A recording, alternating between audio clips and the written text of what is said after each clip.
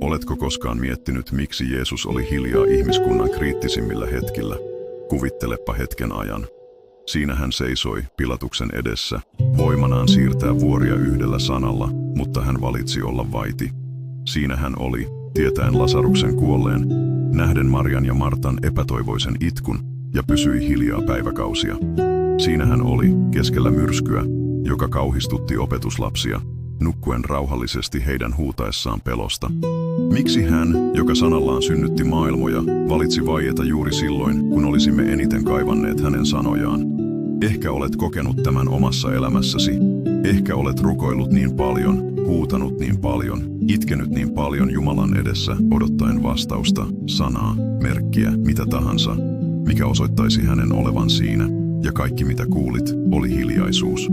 Hiljaisuus, joka satuttaa, joka painaa mieltä, joka saa meidät kyseenalaistamaan, kuullaanko meitä todella. Hiljaisuus, joka tuntuu joskus kovemmalta kuin yksikään huuto. Tänään lähdemme yhdessä aivan erityiselle matkalle. Tulemme huomaamaan, että tyhjän hiljaisuuden ja tarkoituksella täytetyn hiljaisuuden välillä on syvä ero.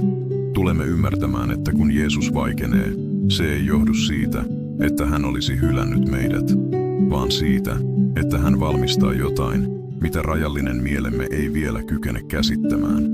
Ja lupaan sinulle, että jos pysyt mukanani tämän keskustelun loppuun asti, lähdet täältä mukanasi täysin uusi näkökulma niihin hetkiin, jolloin Jumala tuntuu olevan elämässäsi hiljaa. Tulet huomaamaan, että Jumalan hiljaisuus ei ole rangaistus, se on valmistelua. Se ei ole hylkäämistä, se on rakkautta syvimmässä muodossaan. Mietipä hetki kanssani. Kun äiti valmistelee huonetta tulevalle vauvalleen, hän työskentelee hiljaa, huolellisesti, järjestäen jokaista yksityiskohtaa. Vauva ei tiedä, mitä tapahtuu, ei ymmärrä, miksi hän ei joskus tunne äidin liikkeitä, mutta äiti on siinä valmistelemassa kaikkea rakkaudella. Tuossa hiljaisuudessa tapahtuu jotain pyhää. Tuossa hiljaisuudessa kudotaan jotain jumalallista. Samalla tavalla kun Jumala vaikenee, se ei tarkoita, että hän olisi lakannut työskentelemästä. Itse asiassa voi olla juuri päinvastoin. Voi olla, että hän työskentelee niin voimakkaasti, niin syvällisesti, että sielumme tarvitsee hiljaisuutta kestääkseen sen, mitä hän tekee meissä ja meidän kauttamme. Muistatko kertomuksen Lasaruksesta? Jeesus rakasti tuota Betanian perhettä. Maria, Martta ja Lasarus olivat hänen läheisiä ystäviään. Kun uutinen Lasaruksen sairastumisesta saapui, mitä odottaisit Jeesuksen tekevän? Rientävän apuun, eikö niin? Jättävän kaiken ja juoksevan auttamaan ystäväänsä. Mutta ei. Raamattu kertoo, että Jeesus viipyi siellä, missä oli, vielä 2 päivää. 2 päivää hiljaisuutta. 2 päivää, jolloin Maria ja Martta lähettivät viestejä, itkivät, odottivat, ja Jeesus pysyi vaiti. Kuvittele noiden 2 sisaren tuskaa. Kuvittele ajatuksia, jotka ovat varmasti pyörineet heidän mielessään. Eikö Jeesus saanut viestiämme? Eikö hän välitä meistä? Teimmekö jotain väärin?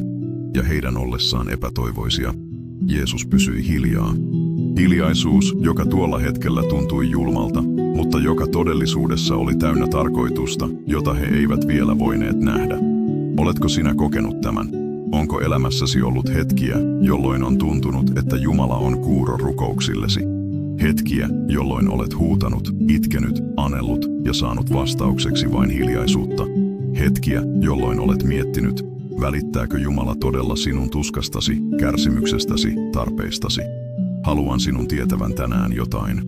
Se hiljaisuus, jonka tunnet, joka joskus viiltää kuin veitsi, ei ole Jumalan kylmyyttä.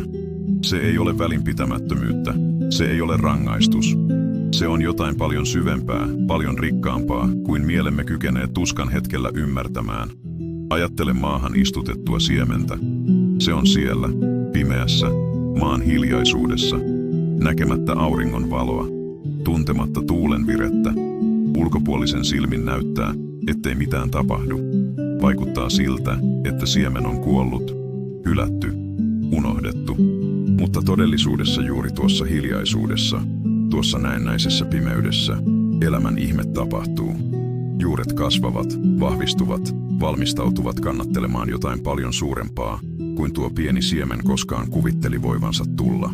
Entä jos kertoisin sinulle, että usein Jumalan hiljaisuus toimii elämässämme samalla tavalla? Entä jos kertoisin, että kun Jumala vaikenee, hän sallii syvien juurien kehittyä sieluumme? Uskon juurien, jotka kannattelevat meitä tulevissa myrskyissä. Luottamuksen juurien, jotka pitävät meidät pystyssä, kun kaikki ympärillämme horjuu. Jeesus tiesi tämän, kun hän oli hiljaa 2 päivää Lasaruksen kuollessa. Hän tiesi, että tuo tuskallinen hiljaisuus muuttuisi kunnianosoitukseksi, joka merkitsisi noiden 2 sisaren elämän ikuisesti. Hän tiesi, että tuleva ihme olisi paljon suurempi juuri siksi, että sitä edelsi näennäisen poissaolon aika. Ajattele nyt musiikkia. Oletko koskaan huomannut, kuinka tauot, hiljaisuus nuottien välissä, ovat aivan yhtä tärkeitä kuin nuotit itse? Ilman noita taukoja musiikki olisi vain korvia huumaavaa melua. Juuri hiljaisuus antaa melodialle muodon, luo harmonian, koskettaa kuulijan sydäntä. Elämämme sinfoniaan Jumala asettaa joskus taukoja, hiljaisuuksia. Ja me, tottuneina maailman jatkuvaan hälyyn, joudumme epätoivoon noina hiljaisina hetkinä. Mutta nämä hiljaisuudet eivät ole tyhjiä. Ne ovat täynnä merkitystä. Ne valmistavat sydäntämme kuulemaan tarinamme seuraavan sävelen tavalla, jota emme koskaan kykenisi, jos olisimme jatkuvasti keskellä melua. Muistatko, kun Jeesus oli veneessä opetuslasten kanssa ja nousi hirvittävä myrsky? Opetuslapset olivat kauhuissaan, aallot uhkasivat upottaa veneen, tuuli ulvoi heidän ympärillään, ja missä Jeesus oli? Nukkumassa. Hiljaa. Heidän huutaessaan epätoivosta hän lepäsi rauhallisesti. Eikö Jeesus välittänyt opetuslasten pelosta? Totta kai hän välitti. Mutta hän tiesi jotain, mitä he eivät vielä tienneet. Hän tiesi, ettei tuolla myrskyllä ollut valtaa heihin. Hän tiesi, että tuo näennäisen vaaran hetki oli itse asiassa tilaisuus opetuslapsille löytää jotain uutta siitä, kuka hän todella oli. Ja kun he lopulta herättivät hänet, epätoivoisina ja huutaen, Jeesus ei nuhdellut heitä myrskystä. Hän nousi, puhui tuulille ja aalloille, ja heti kaikki rauhoittui. Mutta sitä ennen hän esitti heille kysymyksen, jonka on täytynyt satuttaa sydäntä. Missä teidän uskonne on? Joskus Jumalan hiljaisuus on kysymys. Lempeä, rakastava, mutta läpitunkeva kysymys. Missä sinun uskosi on? Uskotko todella, että minulla on kaikki hallinnassani? Luotatko minuun silloinkin, kun et näe minun työskentelevän? Rakastatko minua sen vuoksi, kuka minä olen, vai vain sen vuoksi, mitä teen sinun hyväksesi? Nämä ovat vaikeita kysymyksiä, eikö vain? Kysymyksiä, jotka koskettavat jotain hyvin syvällä sisimmässämme. Koska on helppoa luottaa Jumalaan, kun kaikki menee hyvin, kun siunauksia sataa kuin vettä, kun tunnemme hänen läsnäolonsa melkein käsin kosketeltavasti. Mutta entä kun hän vaikenee? Entä kun tuntuu, että hän on vetäytynyt kauas? Entä kun meillä on vain muisto niistä kerroista, jolloin hän oli uskollinen menneisyydessä? Juuri niinä hetkinä uskoamme todella koetellaan. Ei julman Jumalan toimesta, joka haluaa nähdä meidän kärsivän, vaan rakastavan Isän toimesta, joka tietää, että meidän täytyy kasvaa, että meidän täytyy kehittää hengellisiä lihaksia, jotka vahvistuvat vain luottamuksen harjoittamisessa ilman näkyviä todisteita.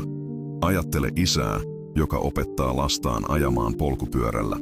Aluksi hän pitää pyörästä tiukasti kiinni, juoksee vierellä, antaa kaiken turvan, jota lapsi tarvitsee. Mutta tulee hetki, jolloin hänen on päästettävä irti.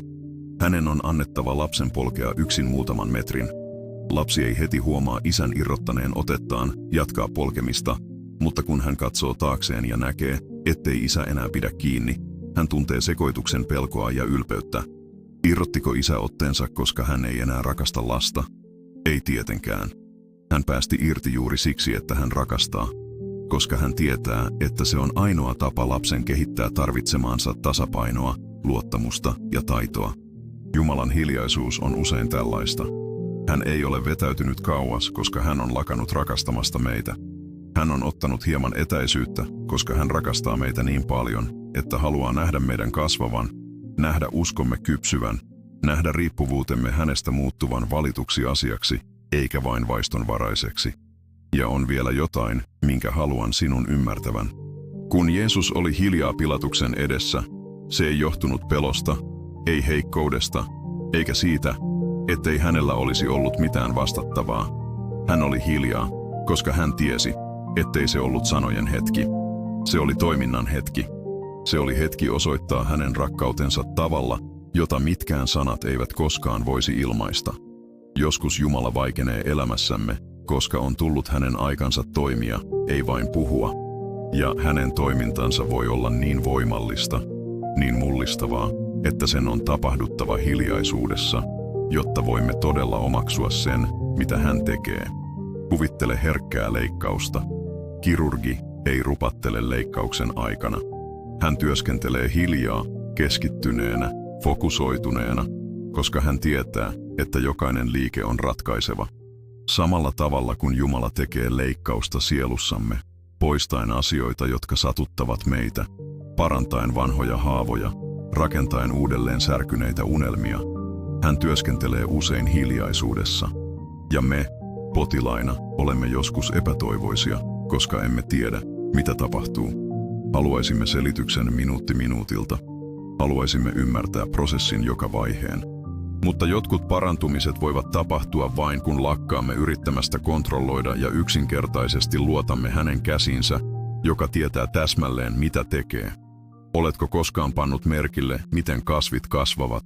Et näe kasvun tapahtuvan. Voit tuijottaa kasvia tuntikausia etkä näe sen kasvavan. Mutta jos katsot sitä uudelleen muutaman päivän kuluttua, huomaat sen olevan suurempi. Kasvu tapahtuu hiljaisuudessa, huomaamattomasti, mutta jatkuvasti. Hengellinen elämämme toimii usein samalla tavalla. Jumala työskentelee meissä jatkuvasti, silloinkin kun emme sitä huomaa. Erityisesti silloin kun emme sitä huomaa. Hän muovaa luonnettamme, vahvistaa uskoamme, valmistaa sydäntämme tulevia asioita varten. Ja tämä työ tapahtuu usein hiljaisuudessa, poissa silmistämme, mutta ei koskaan poissa hänen rakkaudestaan. On eräs tarina, joka aina liikuttaa minua syvästi. Se on tarina naisesta, joka kävi läpi hyvin vaikeaa aikaa elämässään. Hän oli menettänyt työpaikkansa, hänellä oli terveysongelmia, ja hänestä tuntui, että Jumala oli täysin vaiennut hänen rukouksiinsa. Hän rukoili, itki, aneli vastausta, mutta kuuli vain hiljaisuutta. Eräänä päivänä kadulla kävellessään hän näki sokean miehen, jota pieni lapsi auttoi. Lapsi opasti miestä niin huolellisesti, niin hellästi, että nainen pysähtyi katsomaan. Ja sitten hän kuuli lapsen sanovan miehelle, "Ukki, eihän minun tarvitse puhua koko ajan, jotta tietäisit minun olevan tässä, vai mitä? Tunnet käteni omassasi, ja se riittää." Sillä hetkellä hän ymmärsi. Jumala ei ollut vaiennut, koska hän oli etääntynyt. Hän oli siinä, pitäen häntä kädestä, opastaen hänen askeleitaan, jopa hiljaisuudessa. Joskus rakkaus on niin syvää, ettei se tarvitse sanoja. Joskus läsnäolo on voimallisempaa kuin mikään puhe. Ja sinä, joka kuuntelet tätä viestiä nyt, ehkä käyt läpi jumalallisen hiljaisuuden aikaa. Ehkä olet itkenyt niin paljon kyyneliä, ettei niitä enää ole. Ehkä olet rukoillut niin paljon, että sanasi tuntuvat menettäneen merkityksensä. Ehkä mietit, kuuleeko Jumala todella, välittääkö hän todella. Haluan sinun tietävän, että hän kuulee. Jokaisen kyyneleesi, jokaisen huokauksesi, jokaisen pimeässä aamuyön kuiskatun sanasi. Hän kuulee kaiken. Eikä hänen hiljaisuutensa ole välinpitämättömyyttä. Hänen hiljaisuutensa on valmistelua. Hänen hiljaisuutensa on rakkautta, joka työskentelee tavalla, jota sanat eivät koskaan voisi ilmaista. Ajattele vauvan odotusta. 9 kuukauden ajan tuo elämä muotoutuu äidin kohdun hiljaisuudessa. Äiti ei näe, mitä siellä sisällä tapahtuu. Ei kontrolloi tuon elämän muotoutumisen jokaista yksityiskohtaa, mutta hän tietää, että jotain kaunista on syntymässä. Ja kun syntymän hetki koittaa, kaikki odotus, kaikki epämukavuus, kaikki ahdistus muuttuu sanoin kuvaamattomaksi iloksi. Ehkä hiljaisuus, jota elät, on kuin hengellinen raskaus. Ehkä Jumala on muovaamassa elämääsi jotain kaunista, jotain, mikä tarvitsee tämän odotusajan, tämän näennäisen toimettomuuden ajan kehittyäkseen täysin. Ja kun oikea hetki koittaa, kun se, mitä hän valmistaa, on valmis syntymään elämääsi, ymmärrät, miksi oli välttämätöntä odottaa.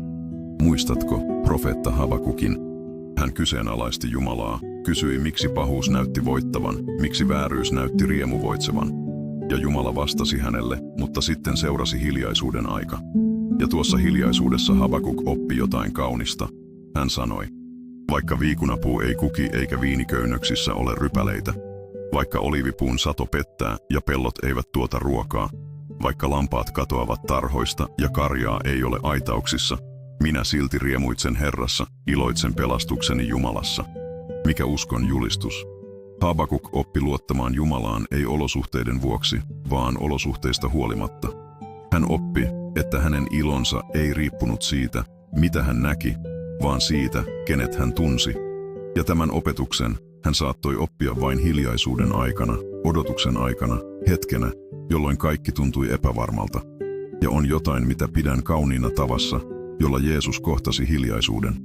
Kun hän oli ristillä, oli hetki, jolloin hän huusi, Jumalani, Jumalani, miksi hylkäsit minut?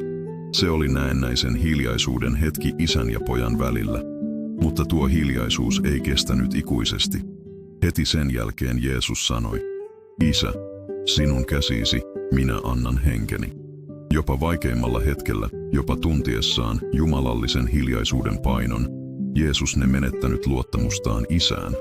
Hän antoi elämänsä hänen käsiinsä, joka näytti olevan vaiti. Ja juuri tuossa antautumisen teossa, tuossa täydellisen luottamuksen hetkessä jopa hiljaisuudessa, ihmiskunnan pelastus voitettiin. Ehkä juuri tätä Jumala opettaa sinulle tänä hiljaisuuden hetkenä. Ehkä hän näyttää sinulle, ettei uskosi voi riippua vain siitä, mitä näet tai tunnet. Ehkä hän kutsuu sinua syvempään luottamukseen, kypsempään uskoon, puhtaampaan rakkauteen. Koska on helppoa luottaa, kun kaikki on selvää. On helppoa uskoa, kun ihmeitä tapahtuu. On helppoa ylistää, kun tunnemme Jumalan läsnäolon konkreettisesti. Mutta kun hän vaikenee, kun tuntuu, että hän on vetäytynyt, kun meillä on vain hänen lupauksensa, ettei hän koskaan jätä eikä hylkää meitä, silloin uskomme todella kasvaa. Ajattele pientä lasta, joka leikkii piilosta isänsä kanssa. Kun isä piiloutuu, lapsi ei joudu epätoivoon ajatellen, että isä on lähtenyt ikuisiksi ajoiksi. Lapsi nauraa, etsii, kutsuu häntä, koska hän tietää sen olevan leikkiä, tietää isän olevan jossain siellä, ja tietää, että pian isä ilmestyy taas. Ehkä se, mitä elät, ei ole hylkäämistä, vaan eräänlainen hengellinen piilosleikki. Ehkä Jumala piiloutuu, ei satuttaakseen sinua, vaan jotta etsisit häntä voimakkaammin, jotta kaipaisit häntä syvemmin, jotta kun hän taas paljastaa itsensä, kohtaamisen ilo olisi vieläkin suurempi. Ja tiedätkö mikä on kauneinta? Sillä aikaa kun sinä etsit häntä, hän hymyilee, ylpeänä sinnikkyydestäsi, uskostasi, kieltäytymisestäsi luovuttaa.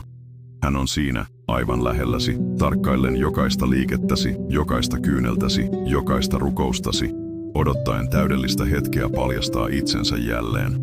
Haluaisin pitää pienen tauon keskustelussamme, vain hetkeksi. Jos tämä sanoma koskettaa jotain syvällä sydämessäsi, jos tunnistat oman tarinasi näissä sanoissa, kutsun sinut painamaan tykkäysnappia tästä videosta. Se on yksinkertainen ele, mutta se merkitsee minulle paljon ja auttaa minua viemään tämän toivon sanoman useammille ihmisille, jotka, kuten sinäkin, saattavat käydä läpi jumalallisen hiljaisuuden aikoja. Ja jos et vielä ole osa perhettämme täällä kanavalla, tilaa kanava nyt ja laita ilmoituskello päälle. Minulla on sinulle lisää tämänkaltaisia viestejä, jotka voivat tuoda valoa pimeimpiin hetkiisi. Tämän lisäksi haluan esittää sinulle erityisen pyynnön. Ajattele jotakuta, jota rakastat ja joka saattaa käydä läpi vaikeaa aikaa. Jotakuta, joka saattaa kyseenalaistaa, missä Jumala on hänen elämässään. Jaa tämä video hänelle. Se voi olla juuri se toivon sana, jonka hän tarvitsee kuulla tänään. Ja käytä alla olevaa kommenttikenttää kertoaksesi minulle, miltä sinusta tuntuu. Luen jokaisen kommentin ja kokemuksesi voi rohkaista muita, jotka ovat samassa tilanteessa. Muista, ettet ole yksin tällä matkalla ja että Jumalan hiljaisuus saattaa valmistaa elämäsi kauneinta ihmettä.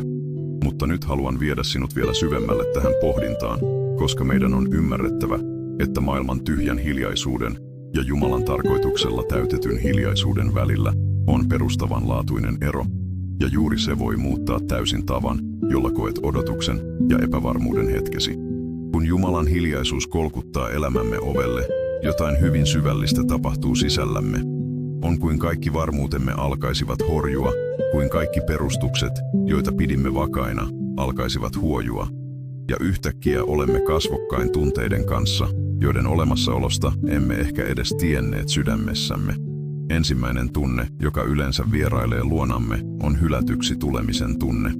Se tuskallinen tunne, että meidät on jätetty jälkeen, että Jumala on väsynyt meihin, että olemme tehneet jotain väärin ja maksamme nyt hintaa. Se on tunne, joka viiltää syvältä, joka koskettaa perusidentiteettiämme Jumalan lapsina. Alamme miettiä, olemmeko todella rakastettuja, olemmeko todella tärkeitä, onko elämällämme todella merkitystä. Sitten tulee pelko. Pelko siitä, että asiat eivät parane, että jäämme jumiin tähän tilanteeseen ikuisesti, että Jumala on unohtanut meidät kokonaan. Se on pelko, joka lamauttaa, joka vie rauhan, joka saa meidät heräämään keskellä yötä sydän pamppaillen ja miettimään, mitä meistä tulee huomenna. Ja sitten saapuu epäilys. Voi, epäilys. Se on ehkä hienovaraisin ja vaarallisin kaikista. Se kuiskaa korvaamme. Onko Jumalaa todella olemassa? Eikö tämä kaikki ole vain harhaa? Etkö tuhlaa aikaasi rukoilemalla jotakuta, joka ei kuule? Epäilyksen ääni on hyvin vakuuttava, hyvin järkevä, hyvin viettelevä. Mutta haluan kertoa sinulle jotain, mikä voi muuttaa täysin tavan, jolla näet nämä tunteet. Ne eivät ole vihollisiasi. Itse asiassa ne voivat olla suurimpia opettajiasi. Sillä juuri kun tunnemme pelkoa, opimme, mitä rohkeus tarkoittaa. Juuri kun epäilemme, uskollemme annetaan mahdollisuus kasvaa. Juuri kun tunnemme itsemme hylätyiksi, huomaamme, ettemme koskaan olleetkaan todella yksin. Ajattele lasta, joka opettelee uimaan. Aluksi hän tarrautuu epätoivoisesti altaan reunaan, peläten päästää irti, peläten uppoavansa. Mutta ohjaaja tietää, ettei lapsi koskaan opi uimaan, jos hän ei irrota otettaan reunasta. Joten hän hellästi irrottaa lapsen sormia, yksi kerrallaan, kunnes lapsi huomaa kelluvansa yksin vedessä. Sillä hetkellä lapsi tuntee pelkoa, tuntee itsensä hylätyksi, haluaa palata juosten reunan turvaan. Mutta juuri tuona näennäisen avuttomuuden hetkenä hän huomaa osaavansa kellua, osaavansa liikkua vedessä, että hänellä on sisällään kyky, jonka olemassaolosta hän ei edes tiennyt. Jumalan hiljaisuus toimii usein elämässämme näin. Hän ei päästä meistä irti, jotta hukkuisimme. Hän päästää irti, jotta huomaisimme osaavamme lentää. Hän sallii meidän tuntea pelkoa, jotta oppisimme, mitä luottamus tarkoittaa. Hän sallii meidän epäillä, jotta uskostamme tulisi jotain tietoista, valittua, kypsää.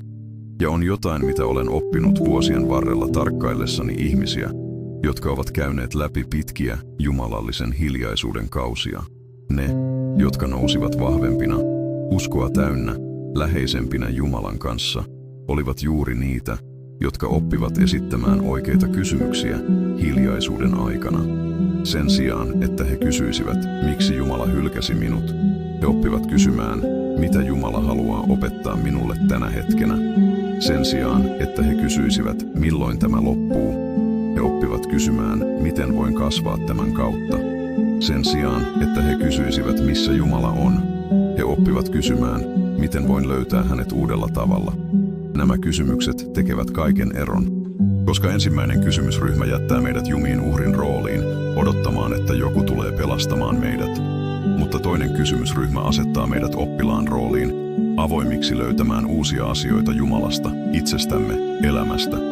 Muistatko kertomuksen Emmauksen opetuslapsista? He kävelivät, lohduttomina, Jeesuksen ristiinnaulitsemisen jälkeen. Heidän unelmansa olivat murskattu, heidän toivonsa olivat kuolleet ristillä. Ja sitten tuntematon liittyi heidän seuraansa matkalla. He kävelivät kilometrejä ylösnouseen Jeesuksen rinnalla tunnistamatta häntä. Miksi Jeesus ei paljastanut itseään heti? Miksi hän antoi heidän kärsiä pidempään, jatkaa menetyksen tuskassa, epäilyksen pimeydessä?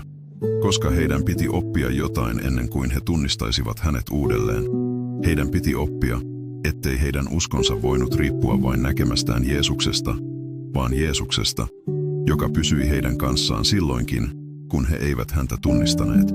Ja kun he lopulta tunnistivat hänet, kun heidän silmänsä avautuivat ja he tajusivat, kuka oli kävellyt heidän kanssaan koko ajan, mikä ilo, mikä toivon räjähdys. He juoksivat takaisin Jerusalemiin kertomaan muille, hän oli kanssamme koko ajan.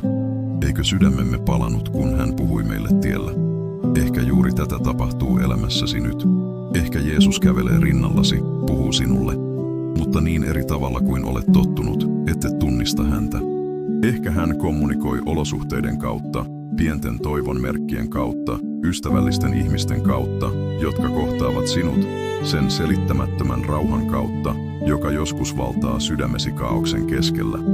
Ja tiedätkö, mikä minua eniten tekee vaikutuksen Emmauksen opetuslasten tarinassa? Kun he lopulta tunnistivat hänet, Jeesus katosi. Jälleen. Mutta tällä kertaa he eivät joutuneet epätoivoon. Tällä kertaa he ymmärsivät. He olivat oppineet, että Jeesuksen läsnäolo ei riippunut siitä, että he näkivät hänet. He olivat oppineet, että hän saattoi olla heidän kanssaan silloinkin, kun hän oli näkymätön heidän silmilleen. Tämä on opetus, jonka voi oppia vain hiljaisuudessa, odotuksessa, näennäisessä poissaolossa. Tämä on opetus, joka muuttaa uskomme lapsenomaisesta, jatkuvista merkeistä riippuvaisesta, kypsäksi, Jumalan luonteeseen perustuvaksi luottamukseksi. Ajattele henkilöä, joka opettelee soittamaan pianoa. Aluksi hänen on katsottava koskettimia koko ajan, nähtävä, mihin hän asettaa jokaisen sormensa. Mutta ajan ja harjoittelun myötä hänen sormensa alkavat löytää oikeat koskettimet, vaikka hän ei katsoisikaan. Hän kehittää niin sanotun lihasmuistin. Hänen sormensa tietävät minne mennä, vaikka hänen silmänsä eivät näe. Uskomme toimii samalla tavalla. Polkumme alussa Jumalan kanssa tarvitsemme jatkuvia merkkejä, näkyviä vahvistuksia, välittömiä vastauksia rukouksiimme. Mutta Jumala haluaa meidän kehittävän uskon lihaksia, luottamuksen, joka toimii silloinkin, kun emme näe, silloinkin, kun emme tunne, silloinkin, kun emme ymmärrä. Ja miten nämä uskonlihakset kehittyvät? Harjoittelun kautta. Hetkien kautta, jolloin meitä kutsutaan luottamaan näkemättä, uskomaan tuntematta, jatkamaan silloinkin, kun kaikki sisällämme haluaa luovuttaa. Jumalan hiljaisuus on kuin kuntosali uskollemme. Se ei ole mukavaa, se ei ole helppoa, mutta siellä me kasvamme. On perustavanlaatuinen ero ahdistuksen ja kärsivällisyyden välillä, jonka haluan sinun ymmärtävän. Ahdistus on sitä, mitä tunnemme, kun haluamme hallita Jumalan aikataulua, kun haluamme pakottaa asiat tapahtumaan omassa tahdissamme, omalla tavallamme. Mutta kärsivällisyys on jotain aivan muuta. Kärsivällisyys ei ole passiivisuutta. Kärsivällisyys on aktiivista luottamusta. Se on oman osamme tekemistä samalla, kun odotamme Jumalan tekevän omansa. Ajattele maanviljelijää, joka istuttaa siemenen. Hän ei kaiva siementä esiin joka päivä nähdäkseen, kasvaako se. Hän ei huuda maalle vaatien sitä kasvattamaan siemenen nopeammin. Hän istuttaa, kastelee, hoitaa ja odottaa. Hän luottaa prosessiin, luottaa oikeaan aikaan, luottaa siihen, että jotain kaunista tapahtuu maan alla, vaikka hän ei sitä näe. Tämä on ero ahdistuksen ja kärsivällisyyden välillä. Ahdistus haluaa hallita, kärsivällisyys luottaa. Ahdistus vaipuu epätoivoon. Kärsivällisyys odottaa toiveikkaana. Ahdistus valittaa. Kärsivällisyys ylistää jopa odottaessa. Ja tiedätkö, mikä on yksi kauneimmista asioista, joka tapahtuu, kun opimme odottamaan kärsivällisesti? Alamme huomata asioita, jotka aiemmin jäivät huomaamatta. Alamme kuulla Jumalan äänen hienovaraisemmilla, syvemmillä tavoilla. Alamme löytää hänet paikoista, joista emme aiemmin etsineet häntä. Muistatko Elian tarinan Horebin vuorella? Hän oli luolassa, piilossa, peloissaan, tuntien itsensä täysin yksinäiseksi. Ja Jumala sanoi hänelle, tule ulos luolasta ja seiso sisäänkäynnillä, sillä minä kuljen ohi. Ensin tuli voimakas tuuli, joka murskasi kallioita, mutta Jumala ei ollut tuulessa. Sitten tuli maanjäristys, mutta Jumala ei ollut maanjäristyksessä. Sitten tuli tuli, mutta Jumala ei ollut tulessa. Ja sitten tuli hiljainen, lempeä tuulahdus, ja siinä oli Jumala. Kuinka monta kertaa menetämme Jumalan äänen, koska odotamme hänen puhuvan tuulen, maanjäristyksen, tulen kautta? Kuinka monta kertaa hän kuiskaa meille lempeän tuulahduksen kautta, mutta pidämme niin paljon meteliä ahdistuksellamme, valituksillamme, peloillamme, ettemme kuule. Jumalan hiljaisuus on usein kutsu lopettaa metelöinti ja alkaa todella kuunnella. Se on kutsu astua syvempään ulottuvuuteen suhteessa häneen, ulottuvuuteen, jossa emme tarvitse sanoja koko ajan tietääksemme hänen olevan siinä. Ajattele pariskuntaa, joka rakastaa toisiaan syvästi. He voivat istua vierekkäin hiljaa, lukien, kumpikin omissa touhuissaan, ja silti tuntea yhteyttä. Heidän ei tarvitse keskustella koko ajan tietääkseen, että he rakastavat toisiaan. Toisen läsnäolo riittää. Jumala haluaa tällaista läheisyyttä kanssamme. Hän haluaa meidän oppivan löytämään lohtua hänen hiljaisesta läsnäolostaan, oppivan tuntemaan hänen rakkautensa silloinkin, kun hän ei puhu, oppivan lepäämään hänessä silloinkin, kun emme ymmärrä, mitä hän tekee. Ja on jotain kaunista, joka tapahtuu, kun saavutamme tämän läheisyyden tason Jumalan kanssa. Alamme huomata, ettei hän koskaan lakannut kommunikoimasta kanssamme. Hän vain alkoi käyttää eri kieltä. Kieltä, joka ylittää sanat. Kieltä, joka koostuu pienistä ihmeistä, sattumista, jotka eivät ole sattumia. Ihmisistä, jotka ilmestyvät elämäämme oikeaan aikaan. Lauluista, jotka soivat radiossa juuri silloin, kun meidän tarvitsee kuulla ne, Raamatun jakeista, jotka hyppäävät sivulta suoraan sydämeemme. Mutta oppiaksemme tämän kielen, meidän on kuljettava hiljaisuuden kautta. Meidän riippuvuutemme ilmeisistä merkeistä on murrettava, jotta voimme kehittää herkkyyttä hienovaraisille merkeille. Meidän tarpeemme välittömiin vastauksiin on turhautettava, jotta voimme oppia elämään uskosta, ei näkemisestä. Muistatko Abrahamin tarinan? Jumala lupasi hänelle, että hänestä tulisi suuren kansan isä, mutta vuosia kului ilman lupauksen täyttymistä. Vuosia hiljaisuutta, vuosia odotusta, vuosia jolloin Saara nauroi, naapurit epäilivät ja Abraham itse on varmasti miettinyt, oliko hän ymmärtänyt oikein, mitä Jumala oli sanonut. Mutta juuri tuona odotusaikana Abrahamin usko kasvoi. Juuri tuona näennäisen hiljaisuuden aikana hän oppi luottamaan lupausten Jumalaan, silloinkin kun lupaukset tuntuivat mahdottomilta. Ja kun Iisak lopulta syntyi, kun lupaus täyttyi, Abraham ei ollut enää sama mies. Hänestä oli tullut uskon isä, ei siksi, että hän sai lupauksen nopeasti, vaan siksi, että hän oppi luottamaan odottaessaan. Ja Abrahamin tarinassa on jotain, mikä liikuttaa minua syvästi. Kun Iisak lopulta syntyi, Jumala pyysi Abrahamia uhraamaan hänet. Se voi tuntua julmalta, mutta todellisuudessa se oli viimeinen koe. Jumala halusi tietää, rakastiko Abraham häntä enemmän kuin saamansa siunausta. Jumala halusi tietää, riippuiko Abrahamin usko siitä, mitä Jumala teki hänen hyväkseen, vai siitä, kuka Jumala oli. Ja Abraham läpäisi kokeen. Hän oli valmis luopumaan jopa lupauksen pojasta, koska hän oli oppinut, että hänen luottamuksensa oli Jumalassa, ei asioissa, joita Jumala hänelle antoi. Ja juuri tuona täydellisen antautumisen hetkenä Jumala antoi oinaan pensaasta. Huolenpito tuli viime hetkellä, kun kaikki näytti menetetyltä. Ehkä juuri tätä tapahtuu sinun elämässäsi. Ehkä Jumala koettelee sinua, ei satuttaakseen sinua, vaan näyttääkseen sinulle, kuinka pitkälle uskosi kantaa. Ehkä hän antaa sinulle mahdollisuuden selvittää, rakastatko häntä sen vuoksi, kuka hän on, vai vain sen vuoksi, mitä hän tekee sinun hyväksesi. Ja jos huomaat, että uskosi riippui enemmän siunauksista kuin siunaajasta, älä lannistu. Tämä havainto ei ole tuomio, se on mahdollisuus.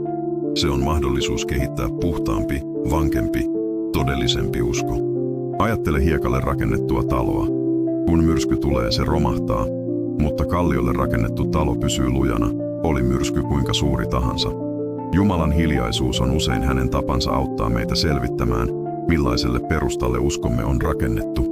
Jos huomaamme sen olevan suotuisien olosuhteiden, nopeiden rukousvastausten, jatkuvien merkkien hiekalla, ei hätää. Jumala voi auttaa meitä rakentamaan uudelleen hänen muuttumattoman luonteensa, ehdottoman rakkautensa, uskollisuutensa kalliolle, joka ei riipu olosuhteistamme. Ja tiedätkö, mikä on kauneinta siinä, kun huomaa Jumalan olevan uskollinen silloinkin, kun hän on vaiti? On tajuta, että hänen rakkautensa sinua kohtaan ei ole ehdollista. Se ei riipu suorituksestasi, ei teoistasi, ei edes uskosi voimakkuudesta. Hänen rakkautensa on jatkuvaa, muuttumatonta, ikuista. Joskus Jumala vaikenee juuri siksi, että voisimme löytää tämän totuuden, jotta voisimme tajuta, että silloinkin kun emme tunne hänen rakkauttaan, hän rakastaa meitä edelleen. Silloinkin kun emme näe hänen kättään työssä, hän jatkaa työtään. Silloinkin kun emme kuule hänen ääntään, hän puhuu meille tavoilla, joita emme ole vielä oppineet havaitsemaan. Raamatussa on kohta, joka aina saa minut värisemään. Se on kun Job menetettyään kaiken, koettuaan sanoinkuvaamatonta kärsimystä, kyseenalaistettuaan Jumalaa ja saamatta tyydyttäviä vastauksia, antaa julistuksen, joka osoittaa hänen saavuttamansa hengellisen kypsyyden tason. Hän sanoi, vaikka hän surmaisi minut, minä panen toivoni häneen. Mikä julistus? Job oli päässyt pisteeseen, jossa hänen luottamuksensa Jumalaan ei enää riippunut olosuhteista. Hän rakasti Jumalaa ei sen vuoksi, mitä Jumala teki hänen hyväkseen, vaan sen vuoksi, kuka Jumala oli. Ja juuri tuossa täydellisen antautumisen, ehdottoman luottamuksen pisteessä Jumala palautti kaiken, mitä Job oli menettänyt, ja antoi vielä enemmän. Mutta tärkeintä ei ollut aineellinen palautus. Tärkeintä oli hengellinen muutos, joka tapahtui Jobissa hiljaisuuden ja kärsimyksen aikana. Hänestä tuli erilainen mies, jolla oli erilainen usko, erilainen läheisyys Jumalan kanssa. Ja ehkä juuri tätä tapahtuu sinulle nyt. Ehkä tämä hiljaisuuden aika, niin tuskallinen kuin se onkin, muuttaa sinua tavalla, jota et vielä pysty havaitsemaan. Ehkä sinua valmistellaan suurempia asioita, syvempää läheisyyttä Jumalan kanssa, lujempaa uskoa varten. Ajattele veistosta, jota tehdään.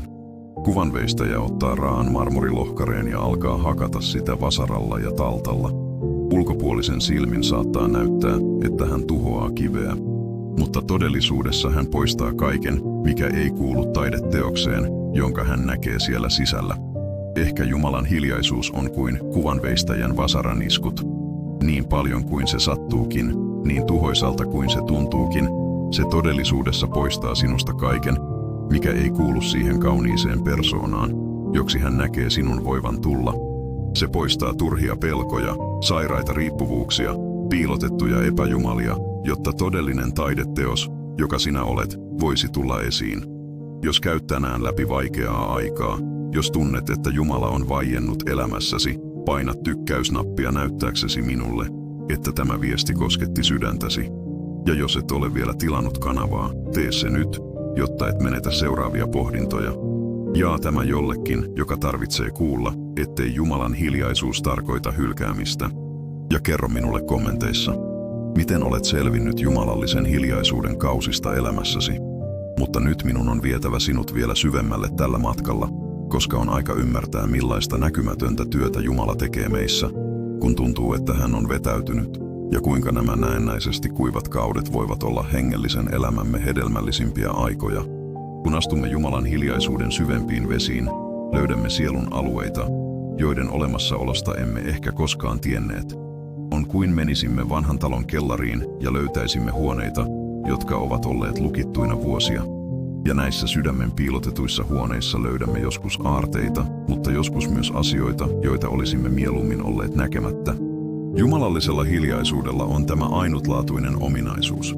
Se ei ainoastaan paljasta, kuka Jumala on, vaan myös sen, keitä me todella olemme kaikkien naamioiden, puolustusmekanismien ja valepukujen alla, joita käytämme arjessa. On kuin Jumala sammuttaisi kaiken keinotekoisen valaistuksen elämästämme ja sytyttäisi vain yhden kynttilän, ja tuossa lempeässä, lepattavassa valossa näkisimme todelliset kasvomme peilistä. Emmekä aina pidä siitä, mitä näemme. Joskus huomaamme, että uskomme oli hauraampi kuin kuvittelimme. Joskus huomaamme, että luottamuksemme Jumalaan oli sekoittunut suureen luottamukseen itseemme. Joskus huomaamme, että rakastimme enemmän Jumalan siunauksia kuin Jumalaa itseään. Joskus huomaamme pelkoja, joiden olemassaolosta emme tienneet, epäjumalia, joita emme tienneet palvovamme. Muistatko Israelin kansan tarinan erämaassa? Kun Mooses nousi vuorelle kohtaamaan Jumalaa ja viipyi palaamasta, mitä kansa teki? He rakensivat kultaisen vasikan. 40 päivää näennäistä hiljaisuutta riitti, että he hylkäsivät Jumalan, joka oli vapauttanut heidät Egyptistä voimallisella kädellä, ja palasivat epäjumalan palvelukseen. Mutta ennen kuin tuomitsemme Israelin kansaa, meidän on oltava rehellisiä itsellemme. Kuinka monta kertaa emme mekin Jumalan hiljaisuuden edessä ole rakentaneet omia kultaisia vasikoitamme? Ehkä ne eivät ole tehty metallista, mutta ne voivat olla tehty muista asioista. Se voi olla kontrollin kultainen vasikka, kun yritämme ratkaista kaiken omalla voimallamme. Se voi olla ahdistuksen kultainen vasikka, kun vietämme enemmän aikaa murehtien kuin rukoillen. Se voi olla katkeruuden kultainen vasikka, kun alamme syyttää Jumalaa siitä, mitä meille tapahtuu. Ajattele henkilöä, joka on ollut pitkään pimeässä huoneessa. Kun joku sytyttää yhtäkkiä kirkkaan valon, ensimmäinen reaktio on sulkea silmät, koska valo sattuu. Mutta jos valo sytytetään hitaasti, vähitellen, silmät tottuvat ja pian henkilö näkee kaiken selvästi. Jumalan hiljaisuus toimii usein kuin tämä asteittainen valaistumisprosessi. Hän ei paljasta kaikkia heikkouksiamme kerralla, koska se olisi liian tuhoisaa. Hän paljastaa hitaasti, rakkaudella, kärsivällisyydellä ne elämämme alueet, jotka tarvitsevat parantumista, muutosta, puhdistumista. Ja tässä prosessissa on jotain kaunista. Jumala ei koskaan paljasta haavaa ilman, että lääke on kädessä. Hän ei koskaan näytä ongelmaa ilman, että ratkaisu on valmiina. Hän ei koskaan paljasta heikkouttamme ilman, että hän on valmis vahvistamaan meitä juuri sillä alueella. Kuvittele kirurgia, joka löytää kasvaimen leikkauksen aikana. Hän ei vain osoita kasvainta ja sano, katso, sinulla on ongelma täällä. Ei. Hän alkaa välittömästi työskennellä kasvaimen poistamiseksi, alueen puhdistamiseksi, sairaan parantamiseksi. Samalla tavalla, kun Pyhä Henki näyttää meille jotain, mikä meissä on parannettava, hän on jo valmiina tekemään tarvittavan hengellisen leikkauksen. Mutta tämä hengellinen leikkaus tapahtuu lähes aina hiljaisuudessa, koska on tiettyjä parantumisia, jotka voivat tapahtua vain, kun lakkaamme puhumasta, lakkaamme valittamasta, lakkaamme yrittämästä selittää Jumalalle, miten hänen pitäisi tehdä asiat, ja yksinkertaisesti antaudumme hänen käsiinsä, kuten potilas antautuu kokeneen kirurgin käsiin. Ja tämän hengellisen leikkauksen aikana tunnemme joskus kipua, ei siksi, että Jumala haluaisi satuttaa meitä, vaan koska jotkut parantumiset sisältävät väistämättä tuskallisen prosessin. Ajattele henkilöä, joka on murtanut luun ja se on luutunut vinoon. Jotta se parantuisi oikein, se on joskus murrettava uudelleen, jotta se luutuu oikeaan asentoon. Sattuuko se? Totta kai sattuu, mutta se on ainoa tapa saada luu todella parantumaan. Sielumme on joskus kuin tuo vinoon luutunut luu. Kehitämme sairaita tapoja käsitellä kipua, hylkäämistä, pelkoa. Luomme puolustusmekanismeja, jotka suojaavat meitä hetkellisesti, mutta jotka pitkällä aikavälillä estävät meitä elämästä täydesti. Ja Jumala, rakastavana lääkärinä, joutuu joskus murtamaan nämä sairaat rakenteet, jotta voimme parantua todella. Muistatko Jaakobin tarinan, jossa hän paini enkelin kanssa? Hän paini koko yön, kieltäytyen päästämästä irti, vaatien siunausta. Ja lopulta enkeli kosketti Jaakobin lonkkaa ja nyrjäytti sen. Jaakob lähti sieltä ontuen, mutta myös muuttuneena. Hänen nimensä muutettiin Jaakobista, joka tarkoittaa petturi, Israeliin, joka tarkoittaa hän, joka kamppailee Jumalan kanssa ja voittaa. Joskus Jumalan hiljaisuus on kuin tämä kamppailu. Se ei ole kamppailu, jossa Jumala yrittää voittaa meidät, vaan kamppailu, jossa hän yrittää muuttaa meidät. Ja joskus lähdemme tästä kamppailusta arven kanssa, pysyvän muiston kanssa siitä hetkestä, jolloin kaikki muuttui elämässämme. Mutta tuo arpi ei ole rangaistus, se on voiton merkki. Se on todiste siitä, että Jumala on koskettanut meitä, että hän on muuttanut meidät. On ihmisiä, jotka viettävät koko elämänsä yrittäen välttää kaikenlaista kipua, kaikenlaista epämukavuutta, kaikkia tilanteita, jotka vievät heidät pois mukavuusalueeltaan. Mutta nämä ihmiset, ironisesti, päätyvät elämään hyvin pientä, hyvin rajoitettua elämää, koska kasvuun liittyy aina epämukavuutta. Muutokseen liittyy aina prosessi, joka ei ole täysin miellyttävä. Ajattele perhosta, joka tulee ulos kotelostaan. Sen on taisteltava päästäkseen ulos, sen on ponnisteltava, sen on murrettava esteitä. Ja on hyvän tahtoisia ihmisiä, jotka, nähdessään perhosen kamppailevan, yrittävät auttaa leikkaamalla kotelon auki. Mutta mitä he eivät tiedä on se, että tämä kamppailu on välttämätöntä, jotta perhonen kehittää tarvittavan voiman lentääkseen. Ilman tätä kamppailua se tulee ulos kotelosta liian heikkona selviytyäkseen. Jumalan hiljaisuus on joskus kuin tämä kotelo. Niin epämukavaa kuin se onkin, niin paljon kuin haluaisimmekin päästä pian pois tästä tilanteesta. Siellä sisällä tapahtuu prosessi, joka on välttämätön hengelliselle kehityksellemme. Siellä vahvistetaan uskon lihaksia, siellä kehitetään luottamuksen siipiä. Ja on jotain, mitä olen havainnut vuosien varrella. Hengellisesti eniten kasvavat ihmiset ovat juuri niitä, jotka ovat käyneet läpi pitkiä jumalallisen hiljaisuuden kausia, eivätkä ole luovuttaneet. He kehittävät uskon laadun, jota on mahdotonta löytää niistä, jotka ovat aina saaneet helppoja ja nopeita vastauksia. Se on kuin ero kasvihuoneessa kasvaneen kasvin, joka on suojattu kaikilta tuulilta ja myrskyiltä, ja vuorella kasvaneen puun välillä, joka kohtaa voimakkaita tuulia, sateita, kylmää, kuumaa. Kasvihuoneen kasvi voi olla kaunis, mutta se on hauras. Mikä tahansa ympäristön muutos voi tappaa sen. Mutta vuoren puu kehittää syvät juuret, vahvan rungon, joustavat oksat, jotka taipuvat mutta eivät katkea. Uskomme voi olla kuin kasvihuoneen kasvi tai kuin vuoren puu.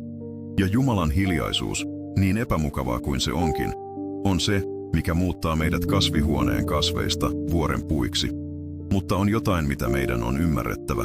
Jopa hiljaisuudessa, jopa näennäisessä poissaolossa, Pyhä Henki jatkaa työtään. Hän ei koskaan pysähdy. Hän ei pidä lomaa. Hän ei väsy. Vaikka emme tuntisi häntä, vaikka emme havaitsisi häntä, hän on siellä, rukoillen puolestamme, lohduttaen meitä, opastaen meitä, muuttaen meitä. Raamattu sanoo, että Henki itse rukoilee meidän puolestamme sanattomin huokauksin. Oletko koskaan pysähtynyt miettimään, mitä se tarkoittaa? Se tarkoittaa, että silloinkin kun sinulla ei ole sanoja rukoilla, silloinkin kun tuskasi on niin syvä, ettet edes pysty pukemaan sanoiksi sitä, mitä tunnet, Pyhä Henki rukoilee puolestasi. Hän kääntää taivaalliselle Isälle jokaisen kyyneleesi, jokaisen huokauksesi, jokaisen hiljaisen epätoivon hetkesi. Kuvittele äitiä, joka hoitaa vauvaa, joka ei vielä osaa puhua. Vauva itkee, ja jopa ilman sanoja äiti ymmärtää. Hän tietää, milloin on nälkä, milloin on uni, milloin on kipu, milloin on vain tarve syliin. Samalla tavalla Pyhä Henki tuntee sisäisen kielemme niin syvästi, että hän osaa tulkita jopa hiljaisuutemme. Ja on hetkiä, jolloin hän lohduttaa meitä tavoilla, joita emme edes huomaa. Laulu, joka soi radiossa oikeaan aikaan. Jae, joka hyppää Raamatun sivulta suoraan sydämeemme. Ystävän halaus, joka tulee juuri silloin, kun eniten tarvitsemme sitä. Auringonlasku, joka muistuttaa meitä Jumalan kauneudesta jopa tuskamme keskellä. Lapsi, joka hymyilee meille kadulla ja saa sydämemme lämpenemään hetkeksi. Nämä eivät ole sattumia, ne ovat suudelmia taivaasta.